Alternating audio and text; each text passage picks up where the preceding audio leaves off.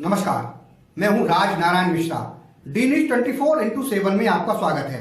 आइए डालते हैं एक नजर आज की सुर्खियों। साल 2012 में छतरपुर इलाके में एक यूनिवर्सिटी बनाने के लिए दिल्ली सरकार और केंद्र सरकार ने सिंगापुर सरकार से एक समझौता हुआ था, जब देश के प्रधानमंत्री मनमोहन सिंह थे और दिल्ली में स्वर्गीय शीला दीक्षित की सरकार थी। लेकिन जब दिल्ली में साल 2015 में आम आदमी पार्टी की सरकार आई तो उसने यह कह दिया कि ये वन विभाग की जमीन है और इसके बाद इस प्रोजेक्ट पर रोक लगा दी गई। वहीं इस गांव के लोगों का कहना है कि केजरीवाल और मनीष सिसोदिया ने सिर्फ शिक्षा के लिए बड़ी बड़ी बातें करती है, लेकिन असल में शिक्षा के लिए कुछ नहीं करते हैं।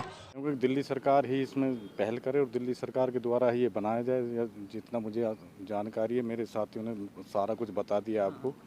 मुझसे ज़्यादा जानकारी तो मुझे भी नहीं, सबसे ज़्यादा जानकारी तो इन्होंने सारा कुछ आपको बता दिया।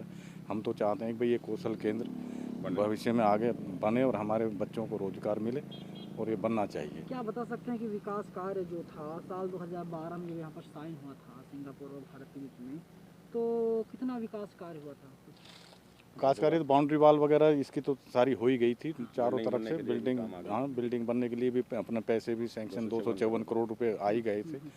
तो आगे पता नहीं किस कारण से ये काम बंद किया। रिंच की ज़मीन है थोड़ी बहुत है, तो उसको रिंच की ज़मीन को तो कहीं दूसरी जगह ट्रांसफ़र कर सकते हैं चाहे तो। 2012 में भारत और सिंगापुर के बीच में एक समझौता हुआ था कि यहाँ एक यूनिवर्सिटी बनेगी बहुत बड़ी, जो विकास केंद्र तो बनना था यहाँ पे। तो बड़ी खुशी हुई थी कि चलो यहाँ सेंट्रल गवर्नमेंट, कांग्रेस की गवर्नमेंट थी, कि बड़ी खुशी हुई थी क्षेत्र के लिए। कम से कम 3-4 लाख की आबादी है इस छतरपुर विधानसभा जो साउथ दिल्ली में।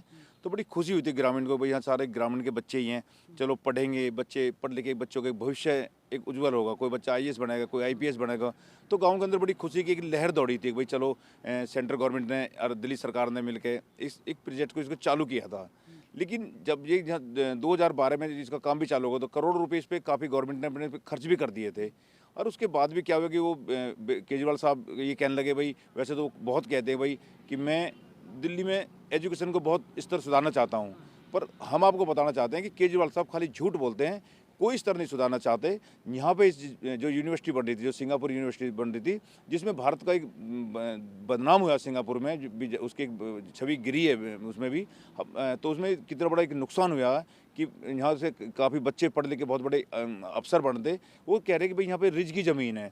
जब दोनों देशों ने इस पर साइन किए थे, सारी गवर्नमेंट ने इसको ट्रांसफ़र की थी ज़मीन, तो तब रिज कहाँ थी? साल 2015 में दिल्ली में आम आदमी पार्टी की सरकार चुनकर आई, जिसके बाद दिल्ली सरकार के उप मुख्यमंत्री मनीष सिसोदिया ने अधिकारियों को इस परियोजना में 4 दीवारी का निर्माण करवाने के लिए 2.74 करोड़ अनुमोदित करवाया। इस परियोजना के भवन निर्माण कार्य के लिए दिसंबर 2017 में 254 करोड़ रुपए आवंटित किए गए।